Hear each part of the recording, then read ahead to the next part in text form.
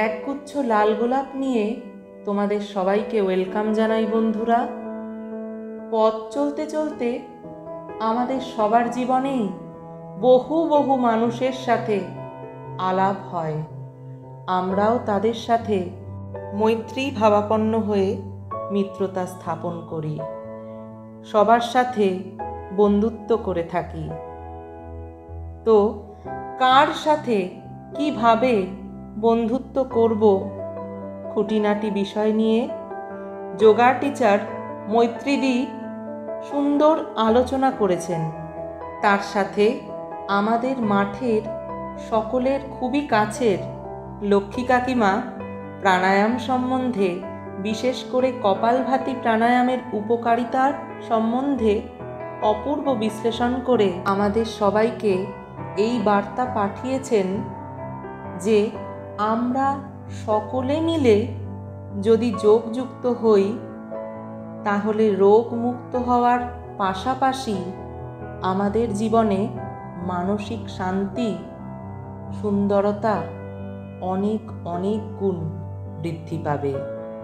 তো সবাই আসো আমরা যোগযুক্ত হই, যাতে রোগ মুক্ত হওয়ার পাশাপাশি আমরা মানসিক শান্তি, সুন্দরতা লাভের মধ্যে দিয়ে জীবনকে আনন্দে বরণ করে নিতে পারি।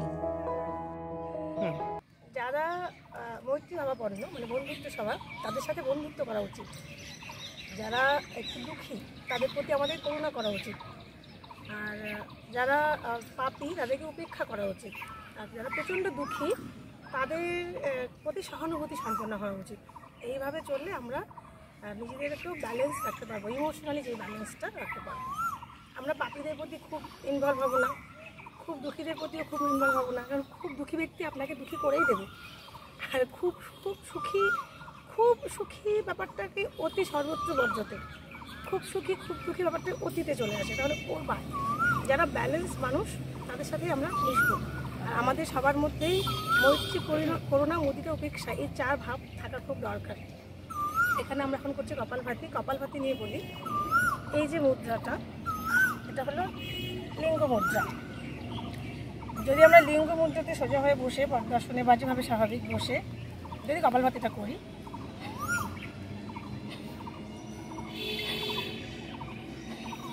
যত সম্ভব এটা টাইট রাখবো ফিঙ্গার্স, অবশ্যই আংটি থাকা চলবে না, আংটি খুলে নিতে হবে। এই যে টাইট করে তারপরে এই যে লিঙ্গ মুদ্রা এই পজিশনটা দেখে যদি আমরা করি, কোনো দিকে মন যাবে না। এটা খুব ভালো একটা কপালভাতির পজিশন। এটা যে কোনো প্রাণায়ামই করে যেতে পারে, অনুলোম বিলোমে নয়। কপালভাতিটা এটা বেস্ট। আর আমরা অকারণে এমনি করে বসেও ধ্যান করতে পারি, ধ্যান করলে এটা দারুণ। এটা খুব মনোযোগ সৃষ্টিকারী একটি মুদ্রা, কপালভাতির সঙ্গে এটা খুব যায় অ্যাটাচড। তো এটা করা যেতে পারে মাঝে মাঝে। Thank you.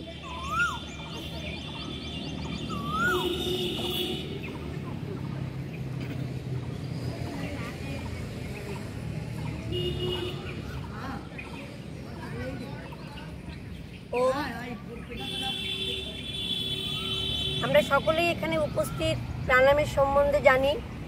প্রাণায়াম কথার শব্দের অর্থ প্রাণের আরাম, তাই প্রাণায়াম।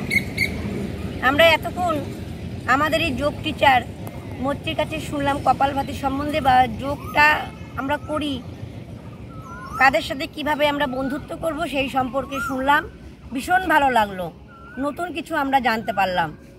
তা আমরা যদি এই প্রাণায়াম হোক, যোগ হোক, মানুষের সঙ্গে সম্পর্ক করা হোক, যদি সেরকমভাবে আমরা মিশি, আমরা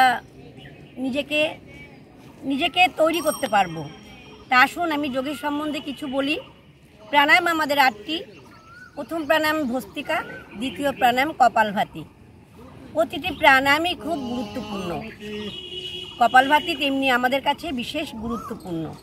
তাই প্রাণায়াম যদি আমরা ভালো করি, আমি নিজে ভালো থাকবো, বাড়ির পরিবারকে ভালো রাখবো, বাড়ির পাশেকে আমি ভালো রাখতে পারবো। তাই করব আমরা প্রাণায়াম। এই কপালভাতি প্রাণায়াম করতে গেলে আমরা যেরকম আমরা আসনে বসি, আসনে বসে যেরকম আমরা হাতে মুদ্রা নিয়ে মস্তক মেরুদণ্ড সোজা রেখে আমরা এই আসনে বসবো। এই প্রাণায়াম করার নিয়ম হচ্ছে শুধু আমরা শ্বাসটাকে ছাড়বো, শুধুই ছাড়বো। নেওয়ার কথা আমরা চিন্তা করব না, নেওয়াটা আমাদের অটোমেটিক হয়ে যাবে। তাই এই শ্বাস এমনভাবে ছাড়বো আমরা সর্দি ঝাড়ার মতো জোরে একটা ঝটকা দেব, জোরে। আর যখনই আমরা এই ঝটকা দেব আমরা মলদার মূত্রদ্বার আমরা টেনে উপরের দিকে তুলে ধরবো। এটাই হচ্ছে কপালভাতি নিয়ম। এই কপালভাতি এতই গুরুত্বপূর্ণ, তাই একে বহুমুখী কপালভাতি বলা হয়ে থাকে। তা আসুন আমরা সকলে মিলে এই কপালভাতি প্রাণায়াম করি।